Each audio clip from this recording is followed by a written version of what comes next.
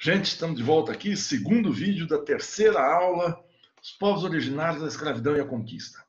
Eu recomendo muito que vocês leiam o texto do Robin Blackburn e o PowerPoint. O PowerPoint é curtinho, são 40 e poucas páginas. Mas eu estava dizendo da coisificação do escravo, da transformação do escravo em mercadoria.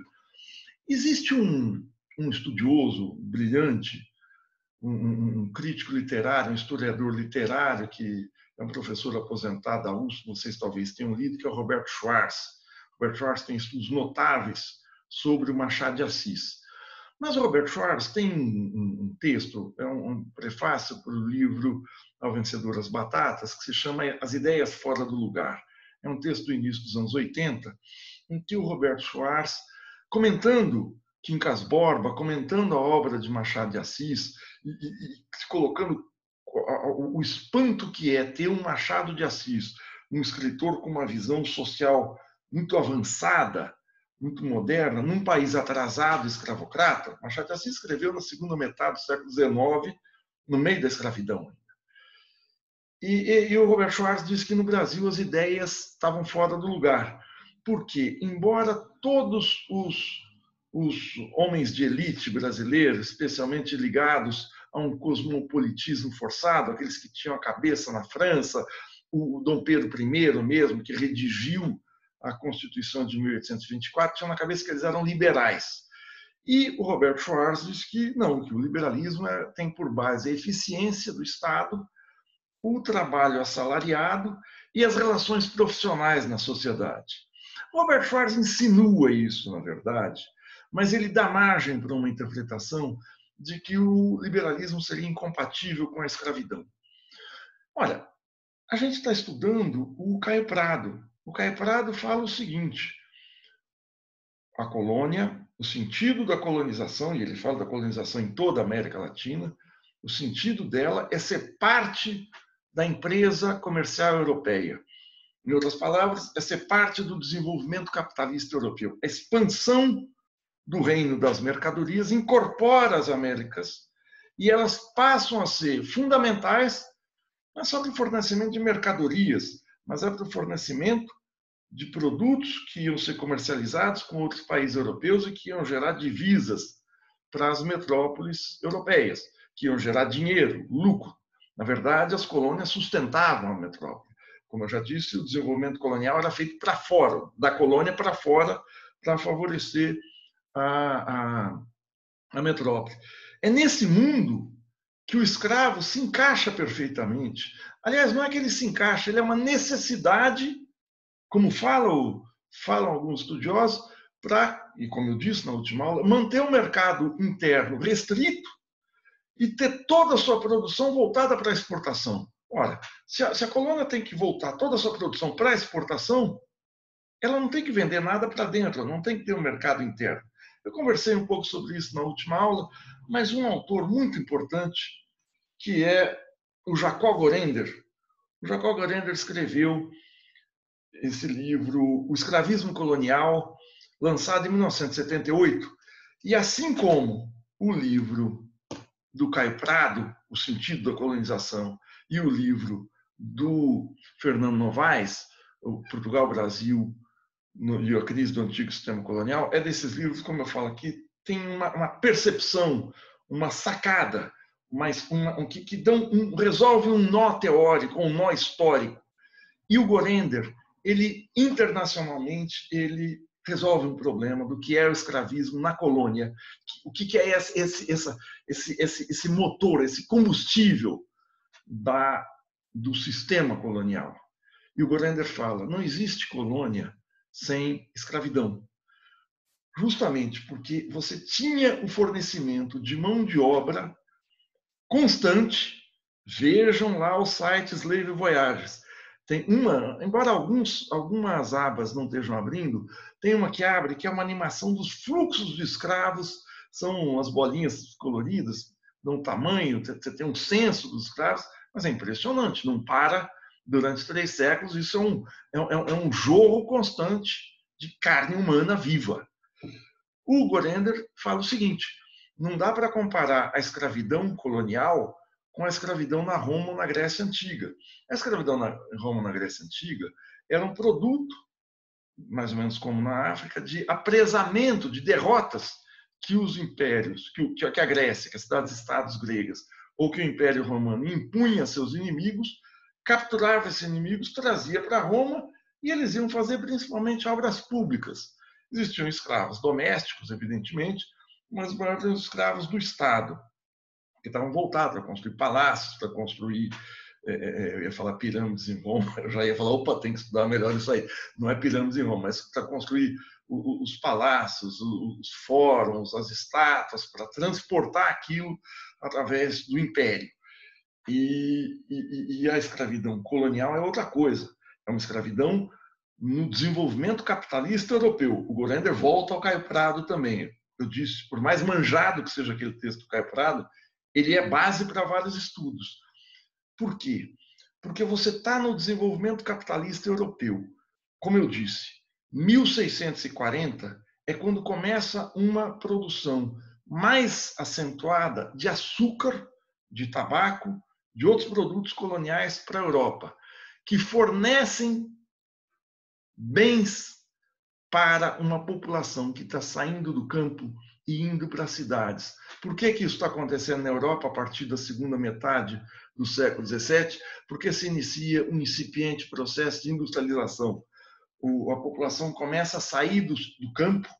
Isso na França é muito visível, na Inglaterra, nas regiões que viriam a formar a Alemanha, na própria Espanha, mas nesses três países, mas em especial na Inglaterra.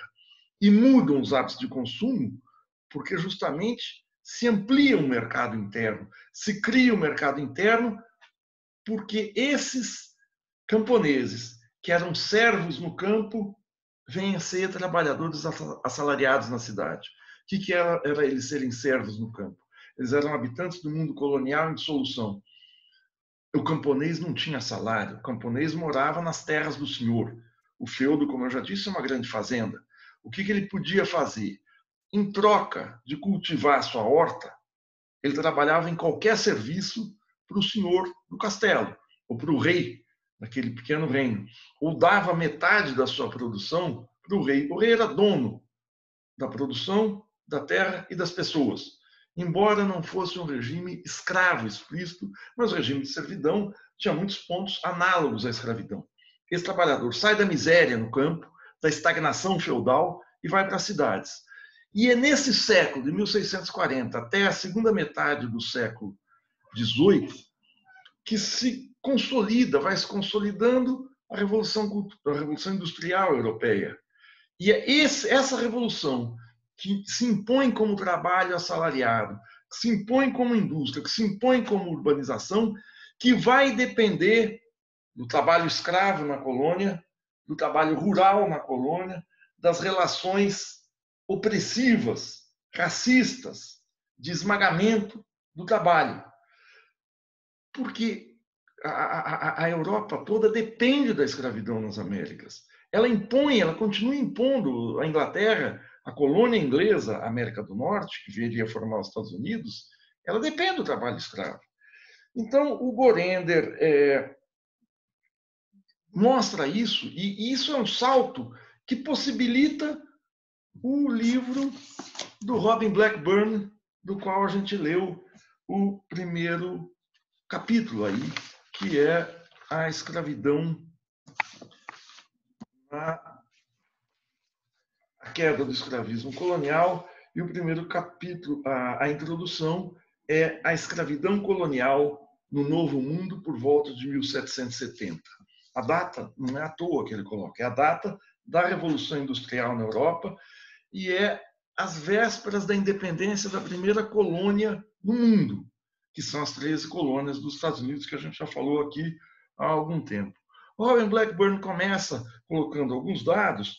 Em 1770 havia 2,5 milhões de escravos trabalhando nas Américas.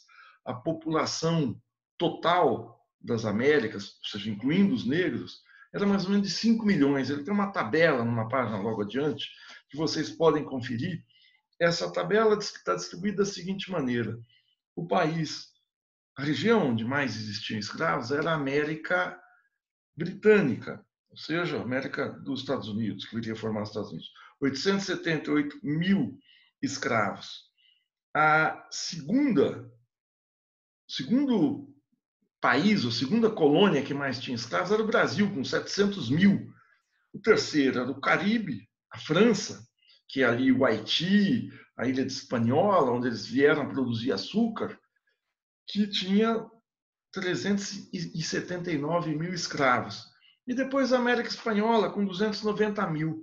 Essa tabela dá a ideia do seguinte: a escravidão negra existiu de verdade, com peso, foi nos Estados Unidos, no Brasil, menos no Caribe, mas no Caribe, se a gente pensar que a Ilha de Hispaniola e o Haiti são pequenininhos, é uma coisa avassaladora a relação com a população total. A maioria eram negros, já constituída de negros.